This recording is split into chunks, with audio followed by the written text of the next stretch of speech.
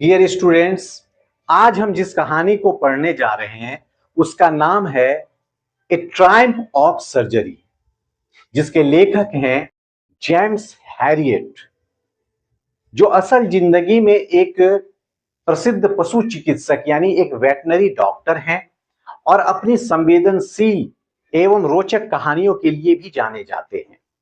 ये कहानी सिर्फ एक कुत्ते की बीमारी और उसके इलाज तक सीमित नहीं है, बल्कि यह हमें एक गहरा संदेश देती है कि प्यार और देखभाल जरूरी है, लेकिन हर चीज में संयम और संतुलन होना जरूर चाहिए।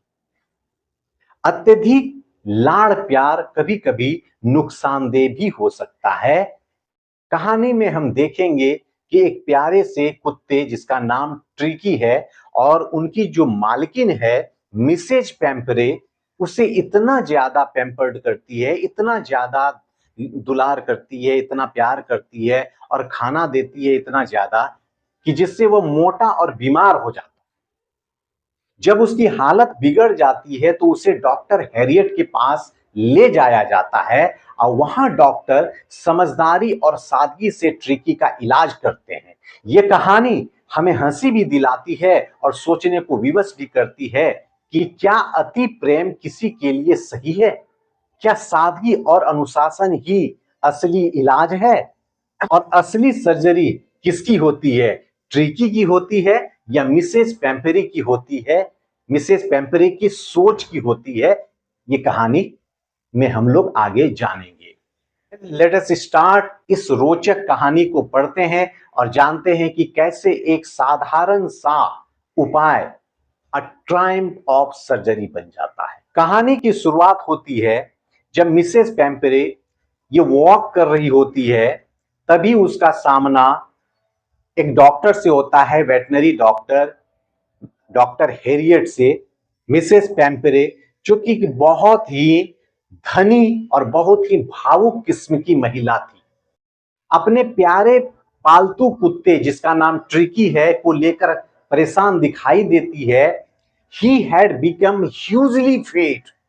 वो कुत्ता बहुत मोटा हो जाता है, like a bloated sausage with a leg at each corner, his eyes bloodshot and rheumy। एक प्यारा सा कुत्ता था, लेकिन उसका शरीर असामान्य रूप से मोटा हो जाता है। पैर जो है वो दोनों कॉर्नर की तरफ हो जाते हैं, आंखें लाल हो जाती है, थका मांदा रहता है, हमेशा वह लिस्टलेस रहता है, आलसी बना रहता है, कुछ खाता नहीं है और वह चलता फिरता भी नहीं है। एकदम बिल्कुल से वह जो है एक आलस उसके अंदर आ गया है, वह सुस्त हो चुका है, चलने में कठिनाई होती है और खाने की आदतें और मिसेस पेम्परे उसे क्रीम केक, चॉकलेट, हैम, अंडे, वाइन और ब्रांडी तक उसको खिलाती थी। मिसेस पेम्परे हमेशा उनको लगता था कि ट्रिकी ये कमजोर हो गया है। She thought Tricky seemed to have no energy and he must be suffering from malnutrition। हर समय उसको ऊर्जा देने वाली चीज देती रहती थी और हमेशा उसको लगता था कि ये कुपोषण का शिकार हो गया है, जबकि वह जो है ट्रिकी खा के पूरा आलस्य हो गया है, वह चल फिर नहीं पाता है, वह मोटा हो गया है, लेकिन उसकी मालकिन को लगता है कि यह जो है कमजोर हो गया है और यह कुपोषित हो गया है। She has been giving him some little extras between meals to build him up, malt, oat, liver oil and a bowl of Horlicks। Tricky loves cream cakes and chocolates। Tricky को क्रीम केक और chocolate बहुत पसंद है। Harriet को tricky देखकर तुरंत समझ गया कि यह स्थिति ओवर फीडिंग और ओवर पैम्परिंग के कारण, यानी अत्यधिक खिलाना और अत्यधिक लाड़ प्यार का नतीजा है कि यह कुत्ता ऐसा हो गया है। जब स्थिति और बिगड़ने लगी तो ट्रिकी बहुत ही सुस्त, बहुत ही लिस्टलेस और लगभग बीमार हो गया। मिसेज पेम्परे की चिंता और बढ़ गई और उन्होंने तुरंत डॉक्टर हैरियट से संपर्क किया। हैरियट ने तुरंत फैसला लिया कि ट्रिकी को अपने अस्पताल यानी अपने क्लिनिक में ले जाना पड़ेगा, क्योंकि उसे पता था कि अगर ट्रिकी के भोजन को कट डाउन नहीं करेंगे और एक्सरसाइज नहीं कराएंगे तो ये सच में और बीमार पड़ जाएगा और घर पर उसकी देखभाल करना मुश्किल था। Because tricky would eat nothing, refused even his favorite dishes, and besides he had bought of vomiting. He spent all the time lying on a rug and panting. Don't want to go for a walk. Didn't want to do anything. यानी tricky कुछ खाता ही नहीं था, अपना favourite dish भी उसको जो मिलता था तो वो भी नहीं खाता था, उसे लगातार वॉमिटिंग होने लगा था। He spends all time lying on rug and panting. हर समय वह गद्दे पे पड़ा रहता था, पैंटिंग यानी हाँफता रहता था वह। Don't want to go for a walk. वो वॉक करने के लिए भी नहीं जाता था। Didn't want to do anything. और कुछ करना भी नहीं चाहता था। मिसेस पेम्परे का दिल टूट रहा था क्योंकि ट्रिकी को क्लिनिक भेजने का मतलब था कि वह अपने प्यारे कुत्ते से दूर हो जाएगी। लेकिन हैरियट को पता था कि ट्रिकी को बचाने का बस यही तरीका है।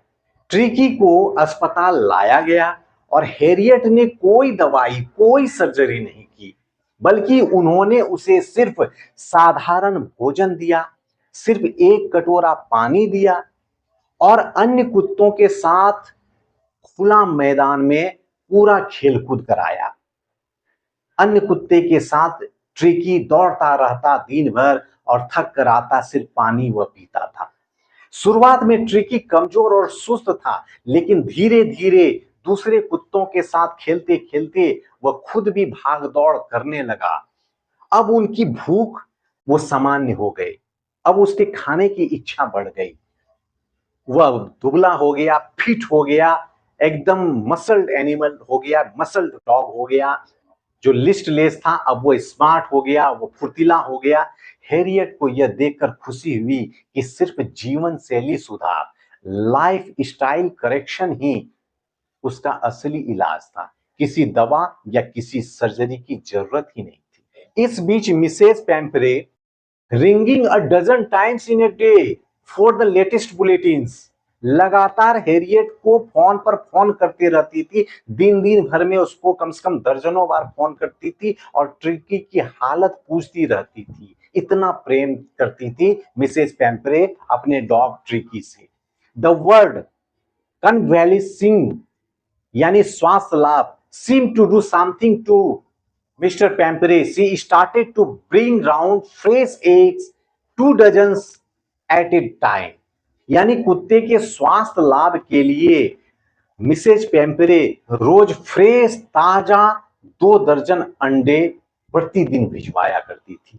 मिसेज पेम्परे ट्रिकी के लिए अंडे, ब्रांडी, वाइन, केक्स भेजते रहती थी ताकि उसका स्वास्थ्य बना रहे। लेकिन हैरियट, जो डॉक्टर हैरियट है और उनके जो साथी डॉक्टर थे, इन सब का खूब आनंद उठाते थे और हंसी में कहते थे कि यह सब ट्रिकी के लिए ही है। It was a temptation to keep Tricki on as a permanent guest. Mr Herriot चाहता था कि ट्रिकी उसका अस्थायी रूप से मेहमान बना रहे और उसे रोज मिसेस पेम्परे की तरफ से ट्रिकी के नाम पे रोज केले, अंडे, Horlicks, wine, chocolate, cream cake ये सब मुफ्त में मिलता रहे। जब कुछ हफ्तों बाद ट्रिकी पूरी तरह से स्वस्थ हो गया, इन 2 weeks he had been transformed into a hard muscle animal, यानी वह ट्रिकी तंदुरुस्त हो गया। हैरियट ने उसे मिसेस पेम्परे को लौटा दिया। द शॉफर यानी car driver was holding the car door open and when tricky saw his mistress, और जैसे ही ट्रिकी अपनी मालकिन को देखा, he took off from his arms in a tremendous leap and sailed into Mrs Pumphrey's lap. इतनी तेजी से भागा और कार में बैठी मिसेस पेम्परे की गोद में जाके बैठ गया। ट्रिकी दौड़ते हुए खुश और ऊर्जावान होकर अपनी मालकिन के पास पहुंचा।